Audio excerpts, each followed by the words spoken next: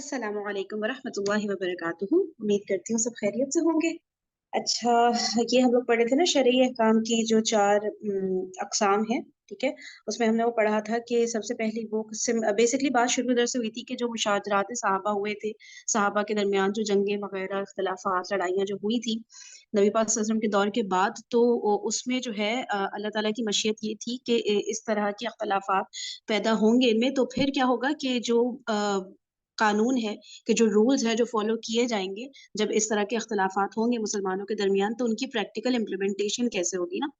तो ये अल्लाह ताला ने इस वज़ह से जो है इनके दरमियान आपस में इख्तिलाफ़ पैदा करवाए, इस बुक में जो लिखा हुआ है, ठीक है? अच्छा, फिर जो है ये लिखा हुआ है कि सहाबा कराम के दरमियान मुशाजरात दर हकीकत अल्लाह की तरफ से शरीयत की तकमील के लिए कराए गए थे, क्योंकि किसी भी कानून की तकमील उस वक़्त तक नहीं होती, जब तक उस जाए। कानून के निफ़ाज़ के बाद ही अमली सबूत मिल सकता है कि वो इंसानों के लिए मुफ़ीद है या मुज़िर। तो ख़ैर ये तो बात हो गई थी कि ये तो हमारा ईमान है कि ये हमारे लिए मुफ़ीद ही है, अल्लाह ताला का जो कानून है, लेकिन प्रैक्टिकल इम्प्लीमेंटेशन करके भी अल्लाह ताला ने इस तरह से सहाबा के ज़रिए यह हमको दिखा दी, ठीक है? अच्छा, फिर ये शरई अहकाम जो हैं इस्लाम के, ये 4 कैटेगरीज़ में इनको रखा गया है। एक वो जो नबी पाक सल्लल्लाहु अलैहि वसल्लम की ज़ात अली के शायान निशान थे, तो उन्होंने करके दिखाए नमाज़, रोज़ा, हज, ज़कात, जिहाद वग़ैरह, ठीक है? सेकंडली वो कि जो छोटी-मोटी लग़ज़िशें हो जाती हैं, वो अल्लाह ताला ने नबी पाक सल्लल्लाहु अलैहि वसल्लम से करवाई, जैसे नमाज़ में थोड़ी भूल-चूक हो जाना, तो सजदे सहव कैसे करना है, ठीक है? या आँख लग गई किसी नमाज़ के टाइम पे, तो फिर उसको कैसे अदा करना है, ये सारी चीज़ें। फिर थर्ड किस्म के अहकाम वो थे जो कि बड़े-बड़े गुनाह होते हैं जिन पर हद जारी होती है, जैसे कि जिनकी सज़ा अल्लाह ताला ने बता दी है कि क्या-क्या देनी चाहिए, शराब नोशी की, चोरी की, बदकारी वग़ैरह की। तो कुछ गैर मारूफ सहाबा थे, उनसे अल्लाह ताला ने ये काम करवाए ताकि नबी पाक सल्लल्लाहु अलैहि वसल्लम की ज़िंदगी में, ठीक है? ताकि उनको सज़ाएँ दी जाएँ और फिर उम्मत के लिए ये प्रैक्टिकल एग्ज़ाम्पल सेट हो जाए कि इस तरह से अगर ये जुर्म किसी ने किया, ये गुनाह किया, तो उसकी सज़ा किस तरह दी जाएगी। ये भी नबी पाक सल्लल्लाहु अलैहि वसल्लम की ज़िंदगी में हो गया और कुछ गैर मारूफ सहाबा से अल्लाह ताला ने काम करवा दिए, सही है? अच्छा, फिर चौथी किस्म के जो शरई अहकाम हैं, वो जो हम लोग इस बुक में पढ़ रहे हैं कि जो नबी पाक सल्लल्लाहु अलैहि वसल्लम का जो ज़माना था, उसके मतलब उसके मुनासिब नहीं था कि उस ज़माने में इस तरह के कोई वाक़यात मुसलमानों के दरमियान जो फ़साद, फ़ितने और इख्तिलाफ़ात और ख़ाना जंगी के मामलात हुए, ये उस ज़माने में होते। तो इसलिए फिर ये नबी पाक सल्लल्लाहु अलैहि वसल्लम की रहलत के बाद ये तमाम वाक़यात हुए और ये बताया गया है कि शरीयत ने इसके हवाले से भी मतलब अहकामात दिए हुए थे कि इस तरह की अगर सिचुएशन हो जाए, तो हैंडल कैसे करना है, ठीक है? तो इन अहकाम के अब ये वाले अहकाम जो थे इनकी प्रैक्टिकल इम्प्लीमेंटेशन फिर वो इसमें हज़रत अली रज़ी अल्लाह तआला अन्हु के दौर में हुई, जब ये बहुत ज़्यादा फ़ितने फ़साद वग़ैरह मुसलमानों के दरमियान हुए, सही है? और लेकिन ये सब हुआ तब जब मुसलमान एक मतलब मज़बूत ताकत बन चुके थे और दुनिया भर में काफ़ी ज़्यादा इस्लाम फैल चुका था। उसके बाद फिर अल्लाह ताला ने सहाबा के दरमियान ये इख्तिलाफ़ात वग़ैरह करवाए ताकि प्रैक्टिकल इम्प्लीमेंट ताकि ये ना हो कि अंदर से ही मुसलमान कमज़ोर हो तो बाहर वाले जो है अटैक कर दें। तो कमज़ोर लोगों पे जब अटैक होगा तो ज़ाहिर-सी बात है फिर वो तो तितर-बितर हो जाते हैं ना। तो ये वाली बात थी कि इसलिए जब मुसलमान मज़बूत एक कौम बन गए और पूरा मुसलमान मतलब इस्लाम काफ़ी ज़्यादा फैलने लगा, उसके बाद जाकर फिर ये वाले मामलात हुए थे जो हज़रत अली रज़ी अल्लाह तआला अन्हु के दौर में स्पेशली हुए ना, काफ़ी ज़्यादा फ़ितने फ़साद मुसलमानों के दरमियान। तो उसको फिर उसका हल कैसे निकालना है, ये इसके हवाले से भी शरई अहकाम पहले से मौजूद थे, इम्प्लीमेंट वो तब हुए, हज़रत अली रज़ी अल्लाह तआला अन्हु के दौर में, ठीक है? अच्छा, फिर ये पढ़ा था कि सहाबा कराम वो सच्चे आशिक थे जिन्होंने शरीयत की तकमील के लिए जहाँ कदम-कदम पर जान माल की कुर्बानी दी, वहाँ अपनी इज़्ज़तें भी अल्लाह की मशीयत की तकमील के लिए पेश कर दी। ठीक है ना? कि किसी सहाबी से अगर कोई जुर्म का इर्तिकाब हो भी जाता, किसी को कोड़े लग रहे हैं, किसी को संसार किया जा रहा है, तो वो अपनी खता पर शर्मिंदा तो थे ही थे, साथ में वो इस फैसले पर अल्लाह ताला के राज़ी थे कि उनके थ्रू अल्लाह ताला ने अगर ये काम करवा दिया और तो उम्मत के लिए एक एग्ज़ाम्पल सेट हो गई ना कि इस तरह से करके प्रैक्टिकली अल्लाह ताला के अहकामात को इम्प्लीमेंट किया जाएगा, तो वो इस पर राज़ी थे अल्लाह ताला से। ठीक है? ये बात भी यहाँ पे मतलब कि ये आगे लिखा गया, बड़े ब्यूटीफुल वर्ड्स हैं कि वो शिकवा नहीं करते कि हम जैसे नबी के लाडलों को सज़ा दी जा रही है और सरेआम रुसवाई हो रही है, नहीं, बल्कि वो इस बेइज़्ज़ती पर भी सब्र किए हुए हैं और अल्लाह से मग़फ़िरत की उम्मीद रखते हैं। सुभान अल्लाह। अच्छा, फिर ये बात हो रही थी कि नबी पाक सल्लल्लाहु अलैहि वसल्लम की रहलत के 25 बरस बाद एक-दूसरे पर जान छिड़कने वाले जो ये सहाबा थे सब, ये अल्लाह की तकदीर के आगे बेबस होकर बाहम नबर्द आज़मा होते हैं और हज़ारों की तादाद में कट जाते हैं। ठीक है ना। तो सारा ये उस वक्त कैसे हैंडल करना था सिचुएशन, ये इसके हवाले से ये सारी बातें हैं कि अल्लाह ताला ने अहकाम पहले से ही दिए हुए थे। फिर तकवीनी हिकमत कुरान और सुन्नत पर एतकाद की आजमाइश, हम ये हमने पढ़ा था कि अल्लाह ताला की जो हिकमत थी इन मुशाजरात के पीछे, तो उस पे भी ईमान, जो ईमान वाले हैं उनका एक टेस्ट था उनके लिए ना, आजमाइश थी कि अब वो ये सारी चीजों को देखते हुए सहाबा के बारे में क्या राय राय कायम करते हैं। ठीक है, उन्हें बुरा भला बोलते हैं, या फिर जो कुरान और सुन्नत में हमें बताया गया है सहाबा के हवाले से हमारा अकीदा होना चाहिए, उस पे ही स्टिक करते हैं। तो ये हम मुसलमानों के लिए, यानी उस वक्त जो मुसलमान थे उनके लिए भी आजमाइश थी, और अब बात के जो हम मुसलमान हैं हमारे लिए भी आजमाइश है कि हम इन चीजों को लेकर किस तरह से, मतलब इन चीजों को हम लेते हैं। ठीक है, फिर वाकई इफ भी एक इम्तिहान था। तो इसमें बताइए कि नबी पाक सल्लल्लाहु अलैहि वसल्लम की हयात मुबारका में वाकई इफ की सूरत में भी एक तूफान पेश आया था।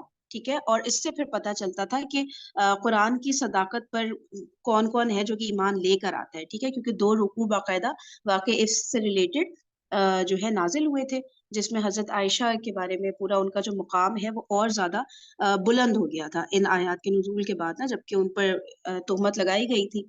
सही है, तो इस तरह से करके भी कुछ मुसलमान है जो कि इस तरह से कहते हैं कि भाई, मतलब वो हजरत आयशा पर तनकीद करते हैं। ठीक है, और कुछ है कि वो कुरान की आयत पर मतलब यकीन करते हैं पूरा का पूरा कि हाँ बिल्कुल ऐसा ही है, हजरत आयशा बिल्कुल पाक थी। ठीक है ना। तो और क्या बात है, कोई बात रह गई है क्या?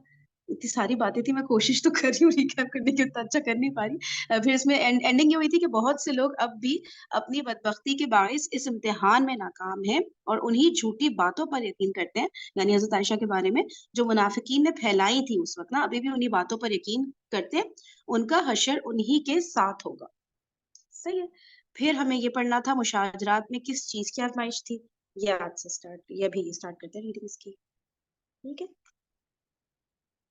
हम्म। मुशाजरात में किस चीज की आजमाइश थी? जंग जमल और सिफ़ीन भी ऐसे ही दो इम्तिहानात थे। बिलाशुबा यहाँ ना सिर्फ शदीद इख्तिलाफ हुआ बल्कि क़िताल तक नौबत पहुंच गई। ये वाक़यात मुख्तसर तौर पर या तफसील के साथ ता क़यामत लोगों के सामने रहेंगे। वाक़े इफ्क से कुछ बढ़कर यहाँ दोहरी आजमाइश है। वही का सिलसिला बंद हो चुका है। आयात से मालूम नहीं हो सकता कि इस वाक़े की हकीकत क्या है, कौन मुसैब है और कौन मख्ती। अलबत्ता सही अहादीस में मुसैब जमात की निशानियां बता दी गई थी। अच्छा, ये क्या लिखा है, दवाहम इम्तिहान? ये पढ़ सकता है कोई हेडिंग जो है, मुशाजरात में किस चीज की आजमाइश थी के नीचे वाली? दो अहम, देखें दो अहम पढ़ ली, दो अहम इम्तिहान। अब यहाँ पहला इम्तिहान ये है कि आया इन अहादीस को मनोअन मान मिनोअन मिनोअन मान कर हजरत अली रजी अल्लाह ताला अन्हो की असाबत और फरीक सानी की खता को तस्लीम किया जाएगा, या इन अहादीस को छोड़ दिया जाएगा और बिला वजह की तावीलात करके अपनी जाती आरा पर जोर दिया जाएगा। ठीक है, अब बता रहे दो अहम इम्तिहान है। पहला क्या है कि आया इन अहादीस को, जो नबी पाक सल्लल्लाहु अलैहि वसल्लम की जो अहादीस है जिसमें ये साबित होता है कि हजरत अली हक पर थे, तो इन अहादीस को मिनो अन जैसी है एज इट इज उनको मानकर हजरत अली की असाबत और फरीक सानी की खता को तस्लीम किया जाएगा। जो सेकंड पार्टी थी, हजरत अली के ऑपोजिट जो पार्टीज थी, उनको खता पर तस्लीम करके तस्लीम किया जाएगा और हजरत अली को हक पर माना जाएगा, या इन अहादीस को छोड़ दिया जाएगा और बिला वजह की तावीलात करके अपनी जाती आरा पर जोर दिया जाएगा। मतलब तावीलात वही वाली बात ना कि बस अपनी तरफ से निकाल देना कि नहीं, क्लियरली तो हदीस के वर्ड्स ये है लेकिन एक्चुअल में मीनिंग ये था, और इसके बिहाइंड जो कॉन्टेक्स्ट है तो ये था, तो वो था, कर करा के अपनी मर्जी का मीनिंग निकाल लेना, ताकि जो क्लियर कट हदीस से मीनिंग निकल रहा है वो उस पे बिलीव ना रखा जाए। तो इस तरह करते हैं ना ब्रेन वॉशिंग, जो जिनको गलत काम करने होते हैं, कि हदीस हो इवन आयात के साथ करते हैं, तो फिर हदीस को कैसे छोड़ेंगे ना। तो इस तरह से करके अपने मतलब का मीनिंग निकाल लेना ताकि बस अपने पॉइंट को साबित किया जाए। ठीक है। अच्छा, दूसरा इम्तिहान क्या, पहला तो ये कि इन हदीस को एज इट इज मान रहे हैं कि नहीं मान रहे। ठीक है, दूसरा इम्तिहान ये है कि हजरत अली रजी अल्लाह ताला अन्हु की असाबत को मानने के साथ फरीक सानी के मुतालिक قرآن و سنت کے مطابق رائے اختیار کی جائے گی، یعنی ان کے مقام اجتہاد اور شرف صحبت کا لحاظ رکھا جائے گا، یا انہیں تان و تشنیع کا نشانہ بنایا جائے گا، یا اس سے بڑھ کر ان کے ایمان کی ہی نفی کر دی جائے گی. ٹھیک ہے. دوسرا امتحان یہ ہے کہ چلے ان احادیث کو مان رہے ہیں، ٹھیک ہے، حضرت علی کو حق پر مان رہے ہیں، لیکن ایٹ دا سیم ٹائم جو اپوزیشن تھی حضرت علی کی، ان کو جو ہے ان کے بارے میں کیا رائے ہم قائم کر رہے ہیں. ٹھیک ہے. ان کے اوپر تانے دینا اور غلط سلط باتیں ان کے بارے میں کرنا، کہ بھائی یہ بات تھی، جیسے کہا جاتا ہے نا حضرت معاویہ کو اسپیشلی بہت زیادہ ٹارگٹ کیا جاتا ہے نا، اور مطلب کہا بھی جاتا ہے کہ ٹھیک ہے ان سے اجتہادی خطا ہوئی تھی، ساتھ میں اتنا زیادہ انہیں برا بھلا بھی بولا جا رہا ہوتا ہے. تو یا تو یہ ایٹیٹیوڈ اڈاپٹ کیا جا رہا ہے، یا پھر یہ کہ ایمان کی ہی نفی کر دی جاتی ہے حضرت علی کے اپوزٹ جو تھے. ٹھیک ہے. تو یا تو یہ والے دو بڑے بڑے امتحان تھے، ایک تو یہ کہ حضرت علی کو حق پر مان رہے کہ نہیں، دوسرا یہ کہ چلو ٹھیک ہے حضرت علی کو حق پر مان رہے، اب جو ہے اب باقیوں کے بارے میں کیا رائے ہے جو ان کے اپوزیشن تھے. ٹھیک ہے. ذاتی آراء اور طبی رجحانات کے پیچھے دوڑنے یا قرآن و سنت کے مطابق اعتدال اور انصاف کا راستہ اختیار کرنے کا یہ امتحان بھی آج تک اسی طرح باقی ہے. جو لوگ قرآن و سنت کی تمام نصوص اور ان کے ہر پہلو کو سامنے رکھ کر اور صحیح احادیث میں دو یہ کیا لکھا ہے، سیکنڈ لاسٹ لائن پلیز دیکھ لیے گا، احادیث میں دو رازگار تعویلات، دو رازگار، چلیں اس کو ایسے پڑھ لیتی ہوں. ٹھیک ہے. جو لوگ قرآن و سنت کی تمام نصوص اور ان کے ہر پہلو کو سامنے رکھ کر اور صحیح احادیث میں دو رازگار تعویلات سے دامن بچاتے ہوئے معتدل رائے رکھتے ہیں، وہ اور ان کی پیروی کرنے والے اس امتحان میں پوری طرح کامیاب ہیں. اس سے ہٹ کر جو شدت پسندی اختیار کر کے سنت مطہرہ کی نصوص سے فرہین یہ ہے دور از، اچھا دور از، احادیث میں دور دور از دور از کار، کار تعویلات، دور از مطلب بس تعویلات. وہی ہاں خود سے لمبی گزارنا چوڑی، اس لمبی چوڑی.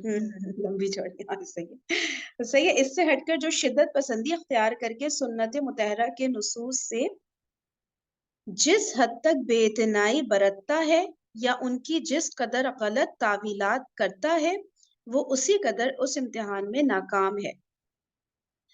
مطلب بیسکلی سب کا جو خلاصہ ہے وہ یہی نکل رہا ہے کہ زبان کو کنٹرول کر لے بندہ، اور بہت زیادہ زبان چلانے کی ضرورت نہیں ہے. مین پوائنٹس ہیں ڈسکس کر لیے بس، مور دین انف نا، بہت زیادہ وہ کرنے کی ضرورت نہیں ہے کہ بس بولے ہی چلے جا رہے ہیں، تو جب زیادہ بولتے ہیں تو کچھ غلط نکل ہی جاتا ہے منہ سے. مشاجرات ایک پہلو سے مضر تھے اور ایک پہلو سے مفید. Interesting heading. مشاجرات ایک پہلو سے مضر تھے اور ایک پہلو سے مفید. مشاجرات جیسے صدمہ انگیز واقعات اگرچہ ایک پہلو سے نہایت مضر تھے، مگر دوسرا پہلو یہ ہے کہ اللہ کی حکمت بالغہ کے تحت ان کے وقوع میں امت کی بقا اور استحکام کا سامان تھا. اگر یہ کہا جائے کہ یہ حوادث قرآن و سنت پر امت مسلمہ کے اعتقاد کو مضبوط بنانے کے لیے رونما ہوئے تو درست ہوگا. آزمائش ہی سے لوگ نکھرتے اور مضبوط ہوتے ہیں، آزمائشوں ہی سے اچھے اور برے الگ ہوتے ہیں، آزمائشیں ہی کھرے اور کھوٹے کی پہچان کراتی ہیں. آزمائشوں کے بعد شخصیت سے زنگ دور ہو جاتا ہے اور بھٹی سے نکل کر سونا کندن بن جاتا ہے. اللہ اتنی بیوٹیفل لائنز ہیں کہ کیا بندہ اس کو کیسے ایکسپلین. آپ لوگ کوئی کچھ کہنا چاہیں لائنز پہ تو کہیں. زبردست نا. آزمائش آتی ہے تو وہی پتا چل رہا ہوتا ہے نا کہ مطلب کھرے کو کھوٹے سے الگ کرتی ہے نا یہ آزمائش. ورنہ سب کچھ سیدھا سیدھا سمپل ہو تو بندہ کیسے بتائے گا کون منافق ہے کون سچا مسلمان ہے یہ اور ساری چیزیں. یہاں پہ خود ہی اتنے بیوٹیفل الفاظ ہیں کہ اس کو کیا ڈسکرائب کرے کوئی. سچ میں زبردست، واقعی بڑے زبردست. اچھا بھائی، کھرے اور کھوٹے الگ ہو گئے. ان آزمائشوں نے شک و شبے میں پڑنے کے عادی منافق اور بد دماغ لوگوں کو، ٹھیک ہے، شک و شبے میں پڑنے کے عادی منافق اور بد دماغ لوگوں کو جمہور امت مسلمہ سے الگ کر دیا. وہ کسی فرقے کی شکل میں جمہور سے الگ نمایاں ہو گئے. اگر یہ زنگ اور یہ फासिद मादा उम्मत मुस्लिमा के वजूद में घुला मिला बाकी रहता तो अंदर ही अंदर ये ज्यादा नुकसानदेह साबित होता। जबरदस्त। अच्छा, अब ये आयत तो मैंने इसमें, इसका फॉन्ट ऐसा होता है ना इस बुक का कि बिल्कुल नहीं मुझसे पढ़ा जाता। तर्जुमा पढ़ देती हूँ। अल्लाह ऐसा नहीं कर सकता कि वो मोमिनों को इस हालत पर छोड़े रखे जिस पर तुम इस वक्त हो, जब तक वो नापाक को पाक से अलग ना कर दे। है ना, कितना अच्छा होता है ना, जो पार्टी में से जो भी इस तरह के लोग हैं, मुनाफिक तबीयत के लोग हैं, जो ठीक है ना, जो खुलूस नहीं है पार्टी के साथ, वो अलग हो जाए ना। तो उम्मत मुस्लिमा से भी उन लोगों की निशानदी हो जाए जो भाई नहीं है, जो सही मायनों में मुसलमान नहीं है, कुरान और सुन्नत पे सही अकीदा नहीं है, और बस अपनी मर्जी जिनको चलानी होती है ना, अपने मर्जी का दीन फॉलो करना होता है, तो वो फिर अलग हो गए इस तरह से ना, इन मुशाजरात के जरिए। उम्मत मुस्लिमा की अंदरूनी साख्त मजबूत हो गई। ये वाकयात कौम के लिए इज्तिमाई धचके और सदमे थे, मगर ऐसे धचकों और सदमों से कौमों की अंदरूनी सख्त मजबूत हो जाती, अंदरूनी साख्त होगा ये कैसे ना, मजबूत हो जाती है। एक मिसाल से इस बात को समझें। कुछ मुद्दत पहले बच्चों के लिए मिट्टी में खेलना और मिट्टी खाना मुज़रे सेहत समझा जाता था, मगर अब जदीद तिब्बी तहकीक बताती है कि जो बच्चे मिट्टी में खेल कर बड़े होते हैं और मिट्टी खाते हैं, बड़ी उम्र में वो कुव्वत मुदाफ़त में दूसरों से बढ़कर होते हैं। कितने सारे लोगों को तो बचपन याद आ रहा होगा जो मिट्टी खाते थे। ठीक है, तो कह रहे हैं कि कुछ मुद्दत पहले बच्चों के लिए मिट्टी में खेलना और मिट्टी खाना मुज़रे सेहत समझा जाता था, मगर अब जदीद तिब्बी तहकीक बताती है कि जो बच्चे मिट्टी में खेल कर बड़े होते हैं और मिट्टी खाते हैं, बड़ी उम्र में वो कुव्वते मुदाफ़त में दूसरों से बढ़कर होते हैं। इसकी वजह ये बताई जाती है कि मिट्टी के साथ जो जरासीम, यानी जरासीम की जमा होगी है ना, नहीं, मिट्टी के साथ जो जरासीम तो खुद ही जमा नहीं है, कि मिट्टी के साथ जो जरासीम जिस्म में दाखिल होते हैं, वो जिस्म को मुख्तलिफ किस्म के मुजिर जरासीमों का आदी बना देते हैं। एक मिनट, मिट्टी, ये जो हमारे साथ डॉक्टर फायजा मौजूद है, ज्यादा अच्छे से मेरे ख्याल से बता सकती हैं कि मिट्टी के साथ जो जरसूम जो जरसूमे, देखिए मिट्टी के साथ जो जरसूमे जिस्म में दाखिल होते हैं, वो जिस्म को मुख्तलिफ किस्म के मुजिर जरसूमों का आदी बना देते हैं। फिर मामूली किस्म की नुकसानदेह चीजें इंसान को मुतासिर नहीं करती। अच्छा, इसके बरक्स ये जो बेसिकली बच्चे, इम्यूनिटी डेवलप हाँ करने का बता रहे हैं ना, कि इम्यूनिटी डेवलप हो जाती है हाँ, मिट्टी बताओ में। बताओ फैजा, क्या? बस वही है ना कि अगर आपको कॉन्स्टेंटली थोड़े थोड़े जर्म्स मिलते रहते हैं ना बॉडी को, तो बॉडी उसके हम्म अगेंस्ट इम्यूनिटी क्रिएट कर लेती है। जैसे कि जब कोरोना आया था, मेरे ख्याल से हम्म पाकिस्तान में काफी लोगों को हुआ, लेकिन अफेक्ट बहुत कम लोग हुए। जबकि आप हम्म मॉडर्न उस के हाई फाई कंट्रीज में चले जाएं तो वहाँ लोग ज्यादा सीवियर कंडीशन में चले गए थे as compared to our country. क्योंकि यहाँ पे इतने हम्म जर्म्स, लोग उससे इम्यून है ऑलरेडी, कि वो सही कह रहे थे लोग कि कोरोना भाग गया था हमें देखकर, ये तो ऑलरेडी इतनी गंदगी करते हैं, मैं क्या करूंगा यहाँ पे आके। तो वो बात सही थी, क्योंकि इम्यूनिटी इतनी अच्छी डेवलप हो गई थी कि वो काफी लोगों को तो हुआ भी और उनको पता भी नहीं चला, कैरियर थे, घूम रहे थे आराम से, उनको मतलब महसूस भी नहीं हो रहा था। हाँ, अच्छा अच्छा, सही सही सही, तो ऑलरेडी वो जर्म्स जिस्म में जब होते हैं तो वो स्ट्रांग बना देते हैं ना, तो वो फिर और बिल्कुल एज मैं कम्पेयर टू जो मैं बाहर इस में। चीज को उससे भी रिलेट कर दी, जैसे वाकई इफ के बारे में भी हम सोचते हैं कि वो क्यों हुआ, तो बेसिकली हाँ हाँ, मुसलमान और मुनाफिकीन को सेपरेट करने के लिए हुआ था। कि जिन लोगों ने, हम्म देखो जो जो वाकया हुआ, तो कुछ मुसलमान भी उस वाकये में उनके इस मुनाफिकीन के साथ मिल गए थे, ऐसा नहीं था कि वो नहीं मिले, उनकी बातों में आ हम्म गए। लेकिन जब कुरान हम्म का हुक्म आ गया और रिवील हो गया कि ये वाकया गलत था और ये स्लैंडर गलत था, तो उन मुसलमानों ने चुपचाप अपनी सजा को, मतलब सजा पाई जो इन लोगों ने गलत बोतान लगाया था। जबकि मुनाफिकीन को हम्म उस सजा से बरी जमा किया गया, ताकि सबको समझ में आ जाए कि ये मुनाफिक हैं और ये वाकई हम्म मुसलमान थे और ये बातों में आ गए थे। तो हमें किसी भी वाकये को लेते वक्त ये बात याद रखनी चाहिए कि उनमें से वाकई कुछ मुनाफिक होते हैं और कुछ उन हम्म मुनाफिकीन की बातों में आने वाले सही मुसलमान होते हैं। ऐसा नहीं है कि सबके सब मुनाफिक है, और ऐसा भी नहीं है कि सबके सब मुसलमान है। तो उनमें से कुछ मुनाफिक हैं और कुछ वाकई ऐसे मुसलमान हैं जो बातों में आ जाते हैं, बहक जाते हैं। हम भी किसी की बातों में आ जाते हैं, बहक जाते हैं। तो हमें हम्म दोनों चीजों का ख्याल रखना चाहिए कि किसी भी वाकये में मुनाफिक भी हैं और वाकई हम्म जेन्युइनली मुस्लिम्स भी हैं, जो कि उस गलत उसके अंदर चले गए हैं, वो बातों में आ गए हैं। सही सही, बिल्कुल एब्सोल्युटली। ठीक है, तो एक सेकंड। अच्छा, क्या, हाँ, इस अच्छा ठीक है ना, एक तो ये होगी बात। फिर इसके ऑपोजिट बता रहे हैं, इसके बरक्स जो बच्चे जरासीम से बिल्कुल महफूज माहौल में परवरिश पाते हैं, वो जिंदगी के अमली मैदान में उतर कर बाहर के माहौल के एक मामूली झोंके के बायस नजला, जुकाम, खांसी और बुखार का शिकार हो जाते हैं। कितना हम लोग के सामने, ये तो हर एक के घर में एग्जाम्पल होगी, बाहर से जब कोई आता है बेचारा, उसकी हालत बुरी हो जाती है यहाँ पे।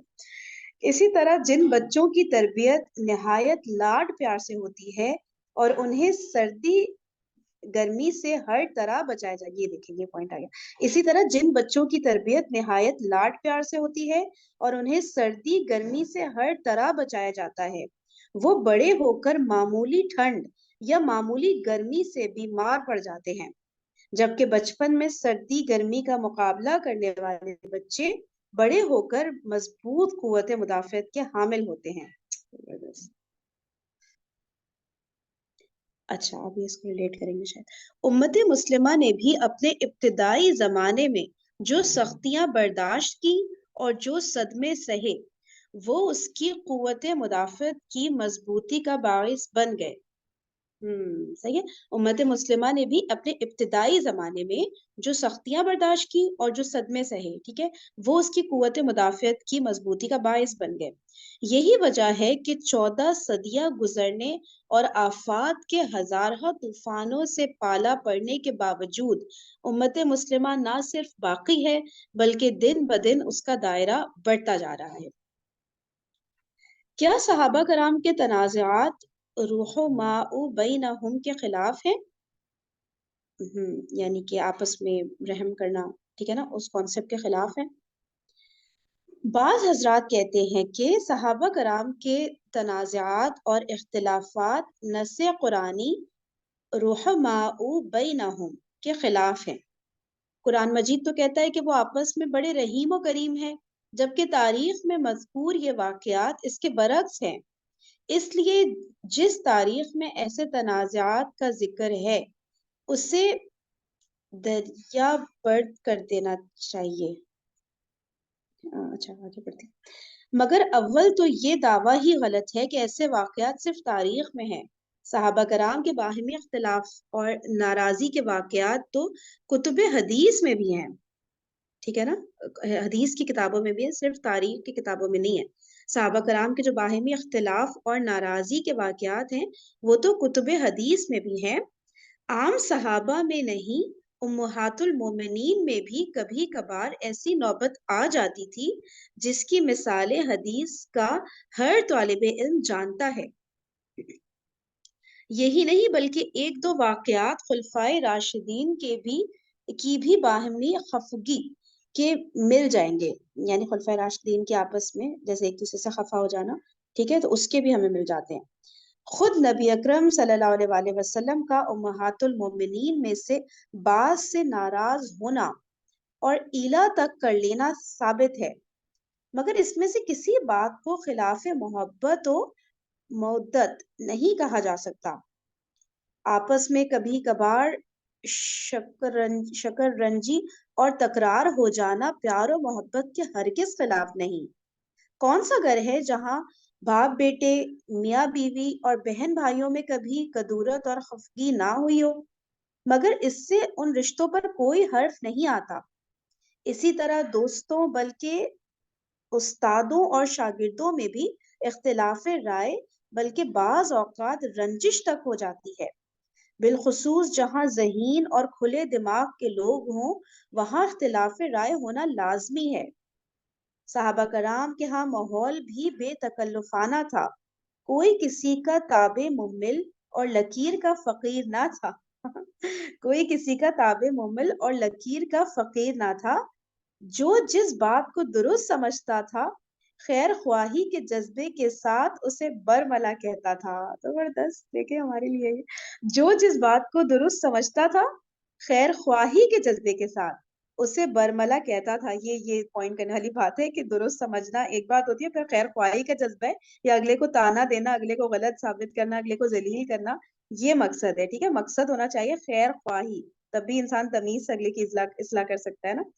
تو صحابہ کے دور میں یہ تھا کہ جو جس بات کو درست سمجھتا تھا خیر خواہی کے جذبے کے ساتھ اسے برملا کہتا تھا.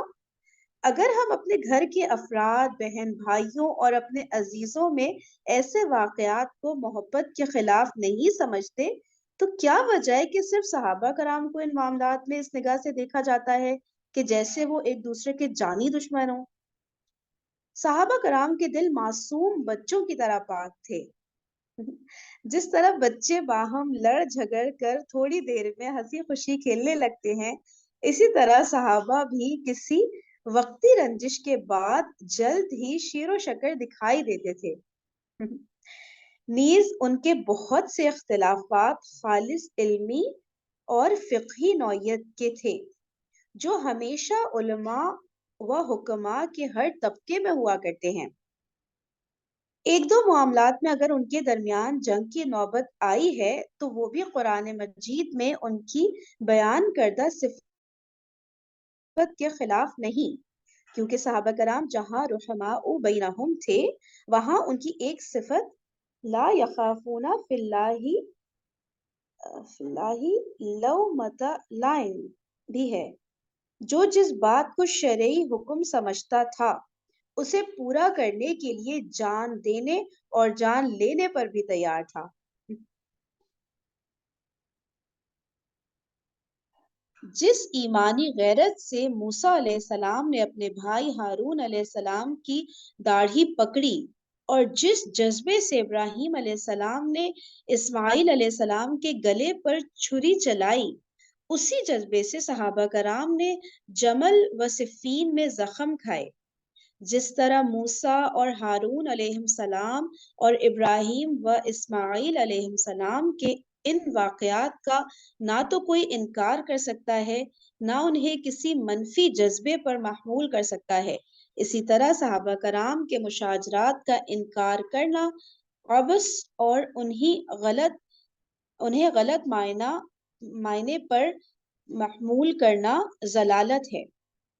جس طرح وہ حقائق انبیاء کرام کی عصمت جس طرح وہ حقائق انبیاء کرام کی عصمت کے ہرگز منافی نہیں، اسی طرح یہ مناظر صحابہ کی عدالت سے قطعاً متصادم نہیں، بشرط یہ کہ دیکھنے والی نگاہ بیمار نہ ہو.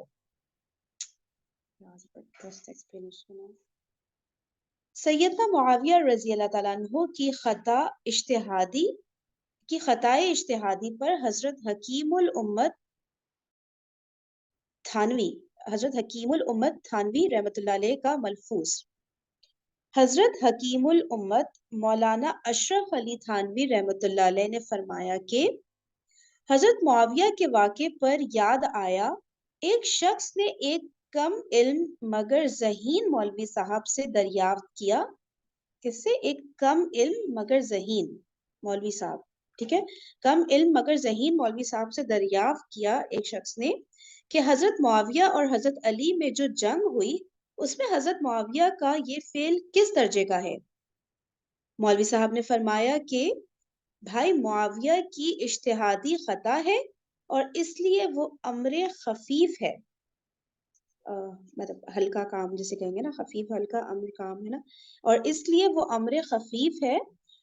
حضرت حکیم الامت تھانوی رحمۃ اللہ علیہ نے فرمایا کہ یہی ہمارے بزرگوں کا عقیدہ ہے. یہ سن کر وہ شخص کہتا ہے کہ جس درجے کا شخص ہوتا ہے اسی درجے کی اس کی خطا ہوگی، اس لیے اس خطا پر شدید سزا ہونی چاہیے. ٹھیک ہے، اس پر وہ شخص کہتا ہے جس نے مولوی صاحب سے یہ بات پوچھی تھی کہ حضرت معاویہ کا یہ فعل کس درجے کا ہے نا، تو اس پر وہ شخص کہتا ہے کہ جس درجے کا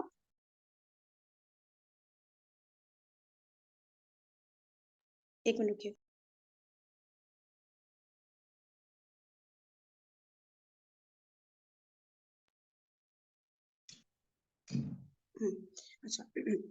اچھا کیا کہتی تھی میں؟ تو اس پر اس شخص نے کہا کہ جس درجے کا شخص ہوتا ہے اسی درجے کی اس کی خطا ہوگی، اس لیے اس خطا پر شدید سزا ہونی چاہیے. مولوی صاحب نے فرمایا کہ ارے یہ کیا تھوڑی سزا ہے کہ ایک صحابی پر ہم نالائق اچھا کہ یہ کیا تھوڑی سزا ہے کہ ایک صحابی پر ہم نالائق یہ حکم کریں کہ انہوں نے خطا کی، ورنہ ہمارا کیا منہ تھا، ہم گندے ناپاک اور وہ صحابی۔ حضرت حکیم الامت تھانوی رحمۃ اللہ علیہ نے فرمایا واقعی عجیب و غریب جواب ہے۔ اچھا نیچے وہ دیا ہوا ہے، حوالہ دیا۔